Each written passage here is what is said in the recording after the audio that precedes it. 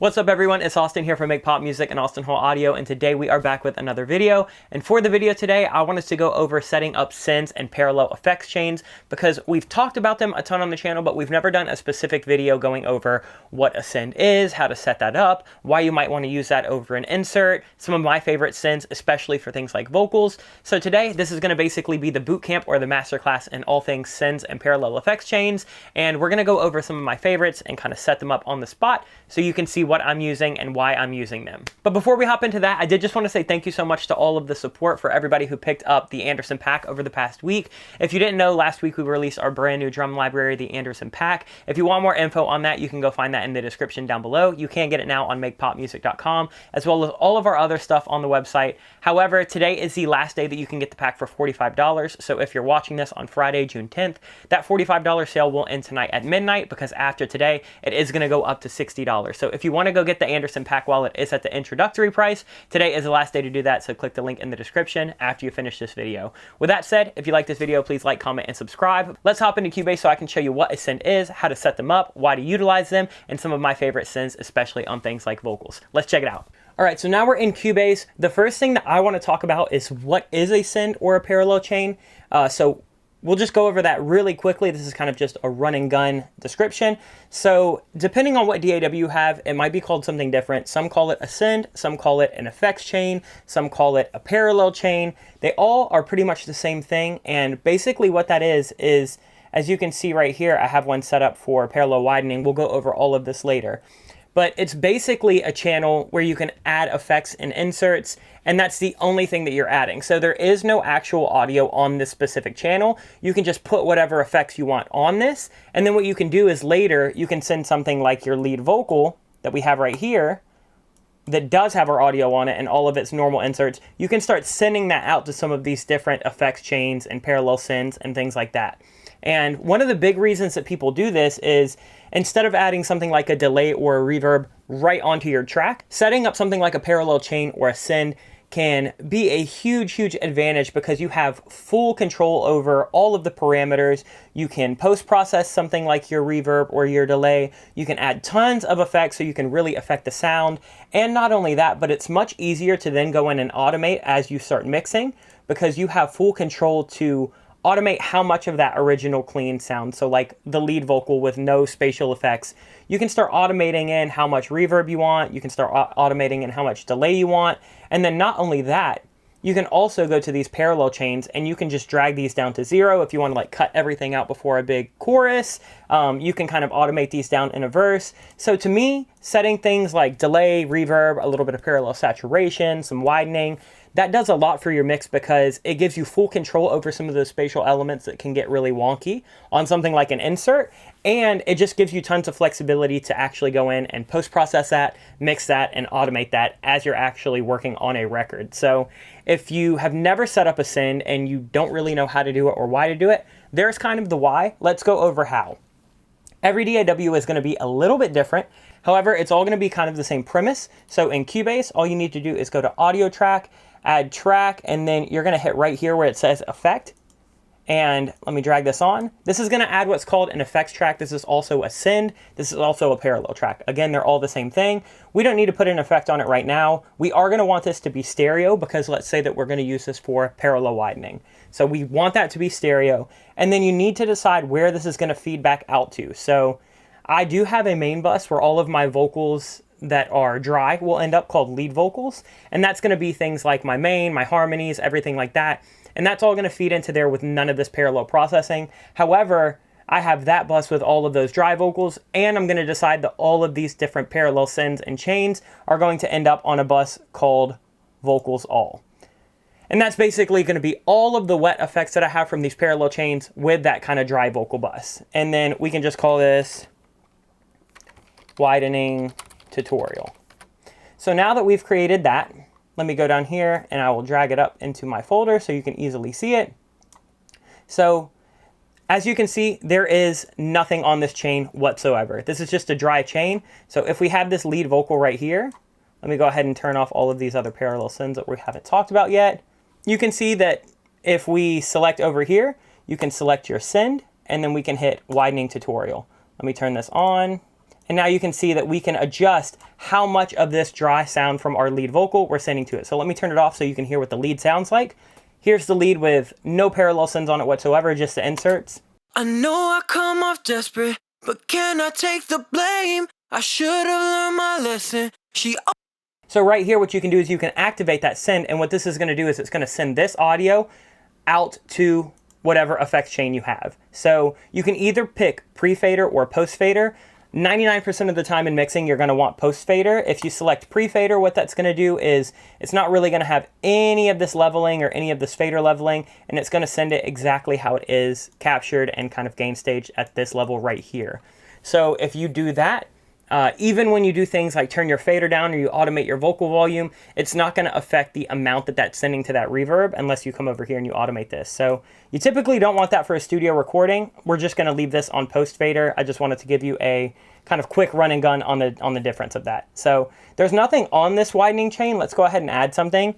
What I like to do for my vocal widening is I like to do a Dimension D, and that's basically just a chorus, and it's like a 4-button chorus.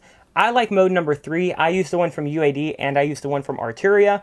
And now that I have that on, let's go ahead and let's start automating this up so you can hear. I know I come off desperate, but can I take the blame? I should have learned my lesson. She always plays these games.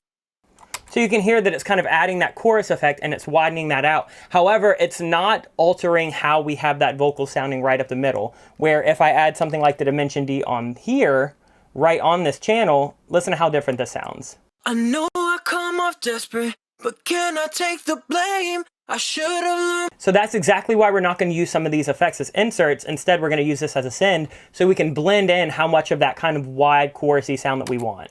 I know I come off desperate, but can I take the blame? So there's a quick kind of run and gun description of how to add a send and then how to kind of route your send and send things out to that parallel channel. So we just did that with a widening. However, I already have a parallel channel for widening on this tutorial, so let's go ahead and look at that. Here's the one that I actually used in my final mix. You can see the Dimension D here. Another reason that I like to use chains in parallel is because you can pre and post process what you're doing. So I wanted to de-ess this a little bit harder because with something like Dimension D, it tends to add some brightness. So I'm just de-essing this a little bit before it hits that. And we can just kind of automate that in however much we want. So let me turn that back on.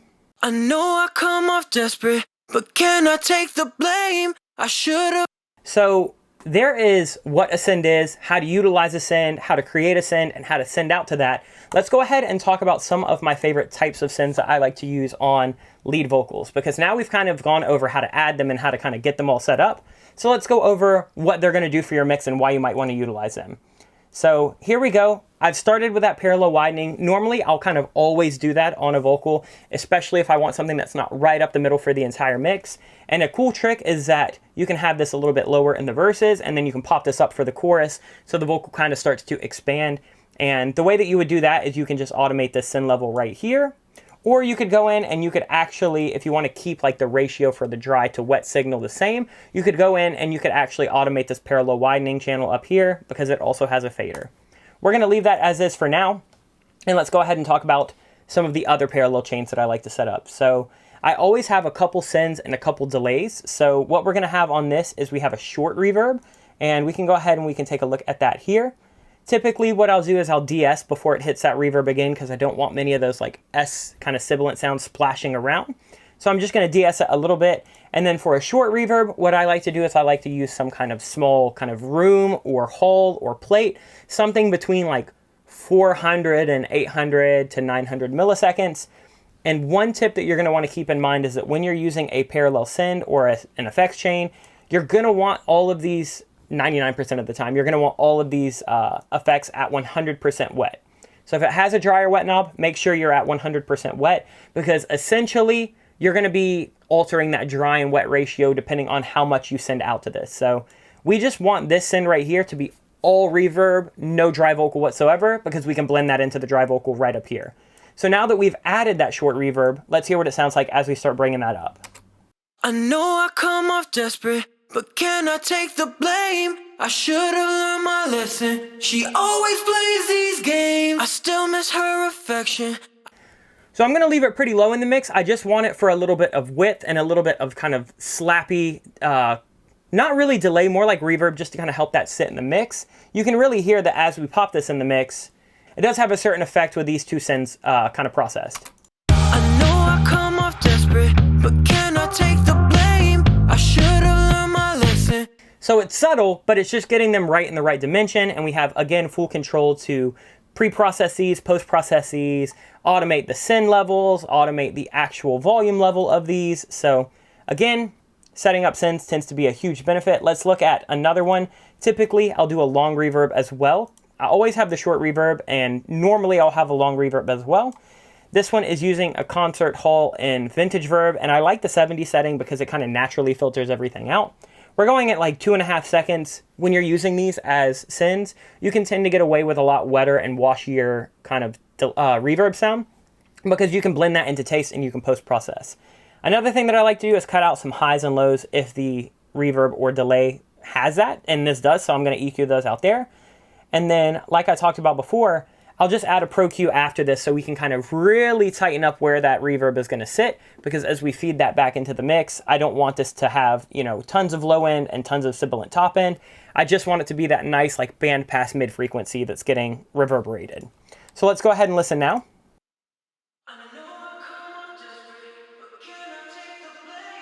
And so that's what it sounds like just as a send. And then when you pop this back on, here's what you're getting. I know I come off desperate, but can I take the blame? I should have learned my lesson. She always plays these games. I still miss her.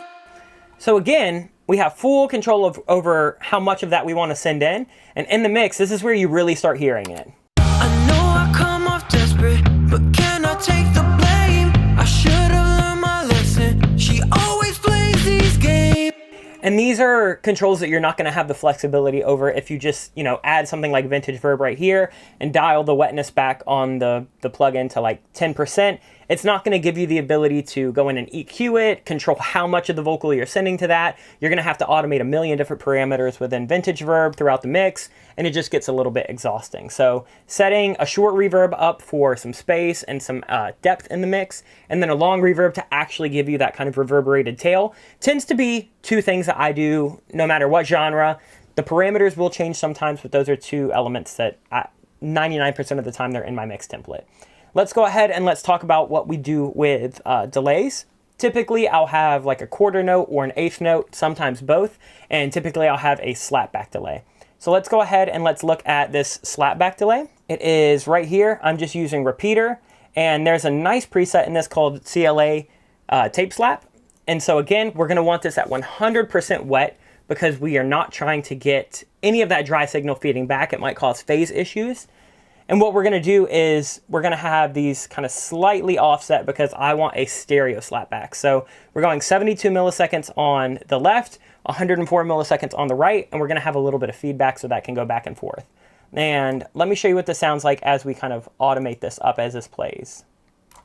I know I come off desperate, but can I take the blame? I should have learned my lesson. She always plays these games.